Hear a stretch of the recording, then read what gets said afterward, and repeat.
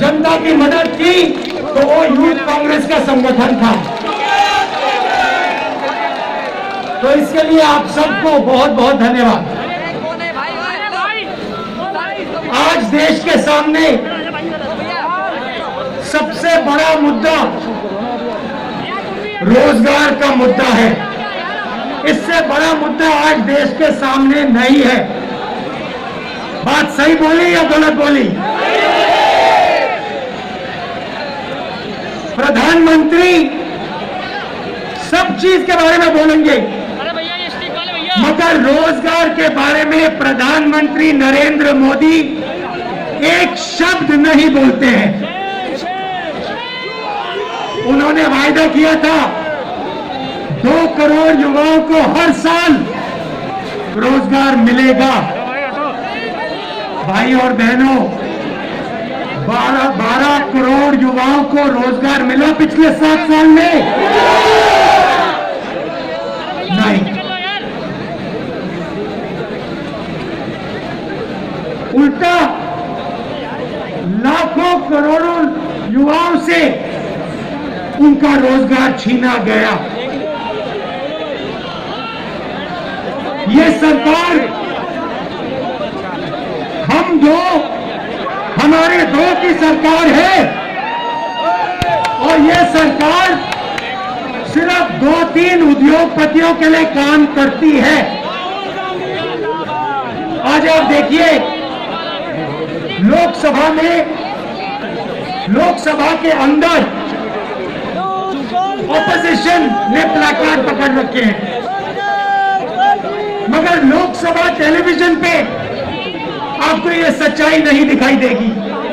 Lok Sabha television पे आपको BJP के एमपी बोलते हुए दिखाई देंगे, मगर जो लोकसभा की सच्चाई है वो हिंदुस्तान को नहीं दिखेगी।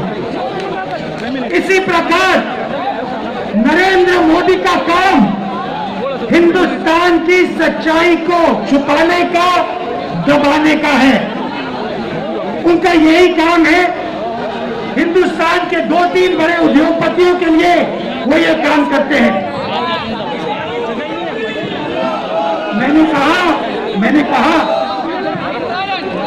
मैंने प्रेस के मित्रों कहा, इनसे आप पूछिए, क्या हिंदुस्तान की सरकार हिंदुस्तान की सच्चाई हिंदुस्तान को दिखाने देती है? क्या हिंदुस्तान की सरकार रोजगार की बात इनको करने देती है? किसानों की बात इनको करने देती है? कल एक छोटी सी बच्ची का बलात्कार हुआ, हत्या हुई, आपने देखा? मीडिया में कहीं देखा आपने? तो इनका लक्ष्य क्या है? इनका लक्ष्य हिंदुस्तान के युवकों की आवाज को दबाने का है। कॉलेजेस में, यूनिवर्सिटीज में, सड़क पे, कस्बों में, गांव में हिंदुस्तान के युवा की आवाज दबाने का लक्ष्य है। क्योंकि ये जानते हैं, जिस दिन हिंदुस्तान के युवा ने अपने दिल की बात बोलनी शुरू कर दी, जिस दिन हिंदुस्तान के युवा ने सच्चाई बोलनी शुरू कर दी, उस दिन नरेंद्र मोदी जी की सरकार उसी दिन खत्म हो जाएगी। याद रखिए, किसी ने मुझे कहा,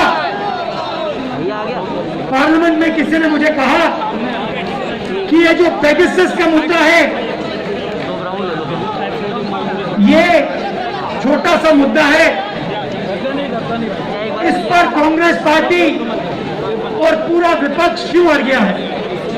भाई और बहनों, एक बात याद रखिए, ये जो आपके हाथ में है, ये आपका मोबाइल फोन है, ये आज आपकी आवाज है।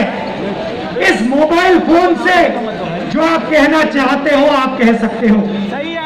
आप ये बात समझिए, नरेंद्र मोदी जी ने पेगासस को आपके फोन के अंदर डाला है। सिर्फ मेरे फोन के अंदर नहीं, सिर्फ मेरे फोन के अंदर नहीं, हिंदुस्तान के हर युवा के फोन के अंदर नरेंद्र मोदी ने पेगासस का आइडिया डाला है। आइडिया क्या है? आइडिया क्या है कि अगर आपने सच्चाई बोली तो नरेंद्र मोदी आपके फोन के अंदर है, पेगासस आपके फोन के अंदर है। और हिंदुस्तान के युवा को समझना होगा कि जैसे आपकी आवाज दबाई जाती है, जैसे किसानों की आवाज दबाई जाती है, जैसे रोजगार के बारे में आपकी आवाज दबाई जाती है, पेगासस आवाज दबाने का तरीका है। और हिंदुस्तान के युवा की आवाज कोई नहीं दबा सकता है। और इस संगठन का काम, यूथ कांग्रेस का काम, हिंदुस्तान के युवा की आवाज को मजबूत करने का है। बहुत खुशी हो रही है कि ये काम आप लोग कर रहे हो। यूथ कांग्रेस के दरवाजे खोलो, दीवारें तोड़ो। और जो करोड़ों युवा आज नरेंद्र मोदी से दुखी हैं, पेगासस से दुखी हैं, हमारी दो सरकार से दुखी हैं, जो रोजगार ढूंढ रहे हैं, जो भविष्य ढूंढ रहे हैं, उनकी आवाज आप तेजी से जोरों से उठाओ।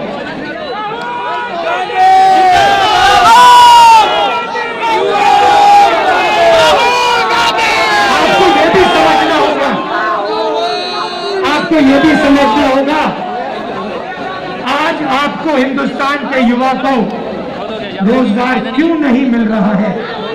इसका एक ही कारण है, इसका एक ही कारण है भाइयों और बहनों, हिंदुस्तान को रोजगार छोटे बिजनेस वाले, मिडिल साइज बिजनेस वाले, छोटे दुकानदार, किराना स्टोर, ये लोग दिलवाते हैं। बड़े बड़े उद्योगपति हिंदुस्तान को रोजगार नहीं दिलवाते हैं। और नरेंद्र मोदी जी की सरकार असंगठित लोगों को, असंगठित व्यापार को, असंगठित बिजनेसेस को खत्म करती जा रही है। डिमोनेटाइजेशन किया, जीएसटी लाए, क्यों लाए?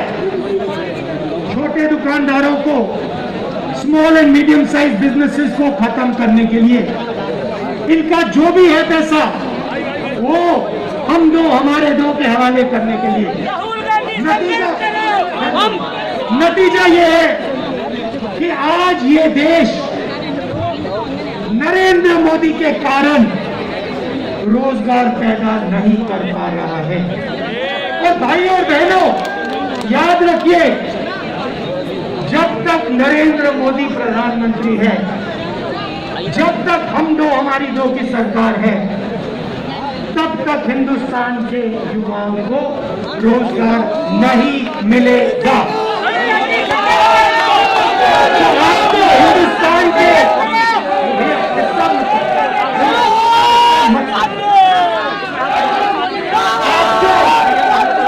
यूथ कांग्रेस और हिंदुस्तान के युवाओं को ये लड़ाई लड़नी है। ये लड़ाई सिर्फ हिंदुस्तान के युवाओं के भविष्य की लड़ाई है। आज जो लड़के स्कूल में हैं, लड़कियां स्कूल में हैं, कॉलेजेस में, यूनिवर्सिटीज में हैं, आप बात समझो, आपके भविष्य में रोजगार नहीं है। अगर हिंदुस्तान इस रास्ते पे चलता गया, आपको आज नहीं, कल नहीं, अगले 5-10 साल नहीं रोजगार मिलने वाला है। आप अपने बच्चों की, अपने माता पिता की मदद नहीं कर पाओगे। क्यों? क्योंकि नरेंद्र मोदी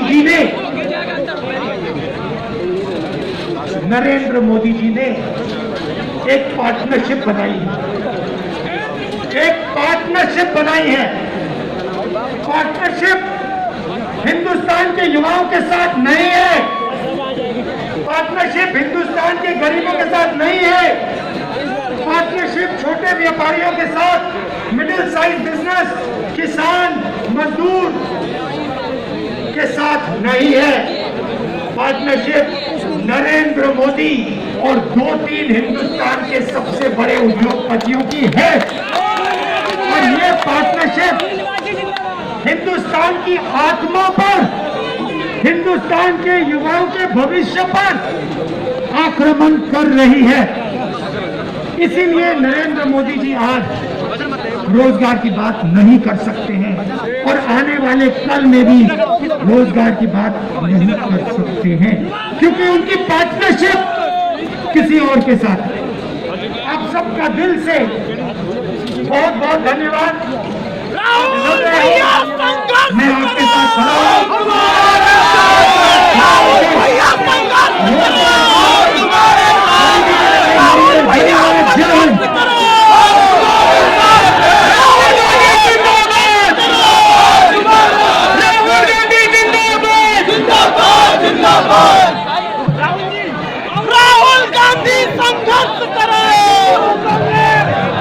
राहुल जी, भारतीय कांग्रेस और भारतीय युवा कांग्रेस जो आपके मार्गदर्शन में देश के किसानों की लड़ाई में साथ दे रही है, उसके लिए हमारी महिला NO20 आपको जो देश के किसानों का चिन्ह है वो देना चाहती है। तो ऊंचा उठा दीजिए श्रीनिवास जी, साथ में कृष्णा जी।